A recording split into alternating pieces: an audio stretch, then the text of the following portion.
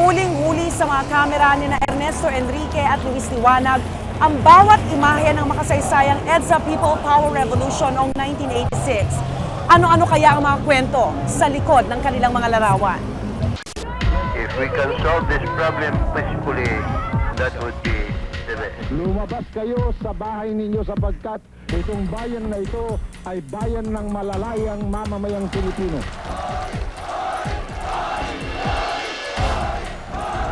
Kahit 25 taon na ang nakaraan, buhay na buhay pa rin sa mga eksenang ito ang mga naganap noong 1986 People Power Revolution sa EDSA.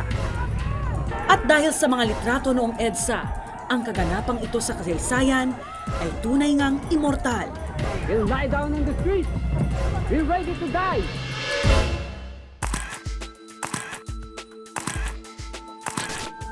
Si Ernesto Enrique o mas kilala sa palayaw na Tats. Isa siyang freelance photographer noong kasagsagan ng EDSA Revolution. At kasalukuyan siya nagtuturo ng photography sa University of the Philippines sa Diliman. Ano po ang na-enjoy nyo sa pagkuha ng mga litrato? So on my own, it's something spiritual yun para sa akin Parang it heals myself. Tandang-tanda pa raw ni Tats, isang magandang oportunidad sa ibang bansa ang ipinagpalit niya para lang makiisa sa pagbabagong nabubuo noon sa EDSA. Paano ho kayo napasabak bigla sa EDSA? In 85, meron akong maliit na scholarship abroad, documentary din, but it was on film. From abroad, naririnig ko na yung mga events na nangyayari. So, talagang restless na ako. Gusto ko nang tapusin yung project ko doon sa labas. And then when I came home in 86, in January, that's the time na yung yung tumataas na yung tawag dito, yung events, no? Yes. At dahil silver anniversary ng EDSA Revolution ngayong Pebrero, naisipan ni Tats na i-upload sa kanyang Facebook account ang mga kuha niya sa EDSA. Sa kauna-unahang pagkakataon, ngayon palang mapapalabas sa telebisyon ang kanyang mga litrato ng EDSA Revolution.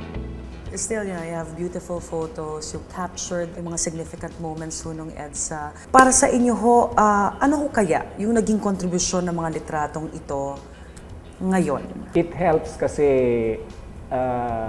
buti na lang merong technology ngayon like social Facebook all of these pictures, mostly of these pictures were just on file, hindi ko na i-print kasi magastos Tuwing tinitignan daw niya ang mga kuha niya ng EDSA Revolution, nananariwa ang mga magagandang alaala ng people power. Ito po, ano pong storya sa likod ng litratong ito?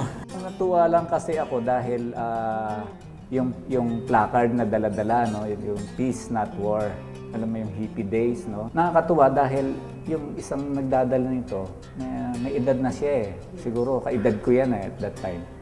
Hindi pa man nagtatawag ng mga tao noon si Jaime Cardinal Sin sa radyo, naroon na sa EDSA si Tats. Nag-aabang, nakatutok sa anumang mangyayari. A 6x6 truck of soul. Pero they were unarmed. So, nasa panig nyo to? Panig to ng tao? Hindi pa kasi hindi pa alam na first day ito Hindi pa alam kung sino ba. Maybe they were just there to protect Ramos or Enrile. Alright, ito po, ito naman. At first, hindi naman namin alam kung ng mga tao kung ano ba itong helicopter na to. It's not a military chopper, Ang hinala namin doon. It was just scouting the area. Noong mga panahong iyon, kahit saan mo ibaling ang iyong tingin, may nangyayari. Sabay-sabay. Ito ang kwento ng mga madre na kinunan nyo.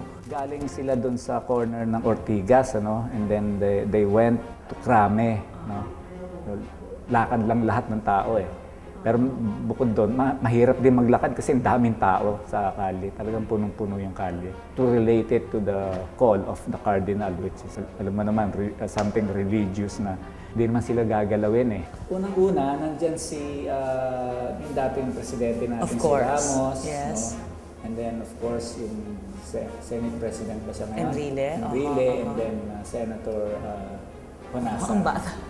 Ano po yung mood ng mga tao nung lumabas ho sila from Camp Aguinaldo? Mixed yung ano nila, yung mood nila kasi the crossing from Aguinaldo to Crame meant baka yun ang last stand nila, no, sa Crame. Kasi tense na tense pa noon eh. Galit na galit si Marcos noon sa kanila. You consider this as one of your favorite photos? Why? Well, if you notice, may hawak-hawak na transistor radio yung Ale, no? That time, to monitor events, may dala rin ako sarili kong transistor radio na maliit lang, no? Para I could monitor the places where hotspots supposedly were happening. Pero sa kasamaang palad, sa araw mismo ng tagumpay ng EDSA Revolution, naubusan daw ng negatibo o film si Tats. Ano ho nangyari nung 25? When I went to this friend of mine sa Cubao to get supplies, no, sabi niya, naubos na yung stock. Siguro pinakyaw na ng ibang mga photographers.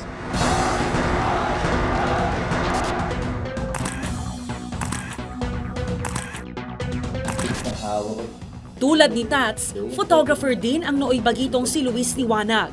25 years old siya nang mangyari ang mapayapang revolusyon. Umiinit na yung sitwasyon dito eh. So kinuha ko nung Agence France Press, a second photographer, dalawa kami. At ito raw ang nagbigay sa kanya ng malaking break. Ang kanyang mga litrato ang nagpakilala sa kanya bilang isang mahusay na photojournalist. Para sa akin kasi nung 1985, 86, ganun, wala ako masyadong leaning sa politika. Pero ang alam ko, lahat ng ginagawa ko, para sa bayan. Lahat ng litratong kinukunan ko kasi birang katotohanan lumalabas nun eh. So bawat litratong na ilalabas ko, masaya ako kasi alam ko nakaka-contribute siya sa history. Matalas nga raw ang mata ni Luis pagdating sa mga dapat kunan ng litrato. Pero tinamaan ng malas si Luis. Ang kanyang kaliwang mata na siyang ginamit sa pagsilip sa lente noong tagpo sa EDSA. Tinamaan ng glaucoma. Nagkaroon ako glaucoma, pero papagamot ko sana siya initially. Mahal lang yung, hindi nagkasya yung pera ko, so napagamot ko sa isang pipitsugin na nagpanggap na magaling talaga. Eh yun, after a while, nung pagkatapos kong laser, nag-crack yung tingin ko, yung ganun. So eventually, nabulag siya kaagad. Itong isa na safe. Pero hindi nakaligtas sa hagupit ng bagyong Ondoy ang ilan sa mga litrato niya ng EDSA. Yung mga gamit, wala na. Hindi ko na inisip yun. Bahala na yun, sabi ko. Akala ko masasave kasi nakakahon na makakapal eh. Pero nung pagtingin ko, pasok na pasok yung mga libro ko. Yung dikit-dikit talaga. Walang na-save. Pero hindi raw nabura ang mga alaala ni Luis sa makasaysayang EDSA Revolution. Sa tulong ng mga dati niyang interview sa ibang programa noon dito sa aming istasyon, muling nanariwa sa kanya ang mga tagpo ng People Power. Nagkaroon ako ng glaucoma, mga 2 years ago grumabi siya hanggang parang nagsara tapos nile-laser pero itong isa hindi na nakayanang ayusin. Siyempre nung una hindi ko na alam kung makakapag-shoot ako. Ito ang may tuturing na pinakapaboritong litrato ni Luis noong EDSA People Power Revolution. Ito kasi naaktuhan niya at nasaksihan si dating Defense Secretary Juan Ponce Enrile at ang dating leader ng RAM na si Gringo Honasan yung kanilang aktwal na pagtawid mula Camp Aguinaldo patungong Camp Crame.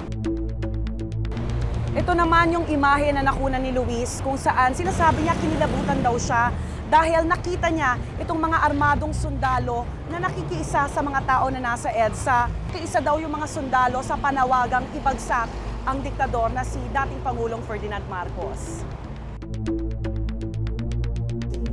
Huling-huli ng kamera ni Luis ang taong bayan habang nakikipagtulakan sa mga dambuhalang tangke.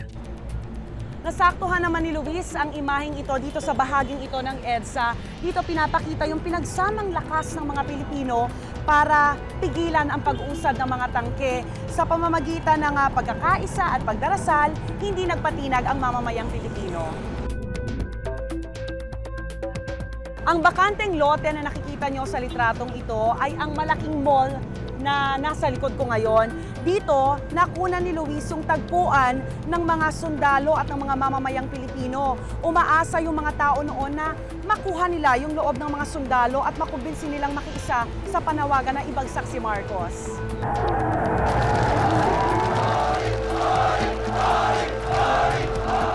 Ang weird ng feeling, akala mo papatayin, may mamamatay eh. Pero nagulat ako yung flesh, mga tao, tsaka bakal, nagtapat sila pero for some reason, na namayani yung mga tao eh. Nakakapagtaka, nakakatayo ng balahibo. Tapos yung bigla, dati galit ng tao lahat sa sundalo, di ba?